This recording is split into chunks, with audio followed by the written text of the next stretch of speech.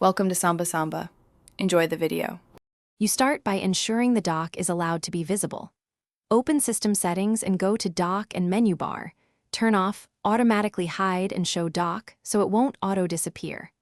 While you're there, pick a dock position. Bottom is standard, left or right can help it appear over apps differently.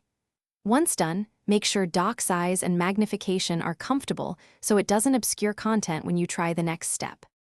Next, avoid macOS native full screen because it hides the dock by design. Instead, Option-click the green window button or hold Option and click to maximize the app window without entering full screen mode. This keeps the dock visible. If you want keyboard control, use apps like Rectangle, Moom, or Magnet to snap a window to fill the screen area without triggering full screen. Make sure to test the resize so the dock remains accessible and doesn't overlap important UI elements. Finally, verify the dock stays visible by moving the pointer to its edge and checking app behavior. If the dock still hides or behaves inconsistently, refresh it. Open Terminal and run kill all dock to restart the dock process. This often clears glitches.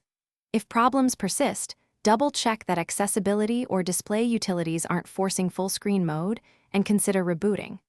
One key troubleshooting tip: if a specific app forces full screen, use the Option green trick or switch to a windowed alternative.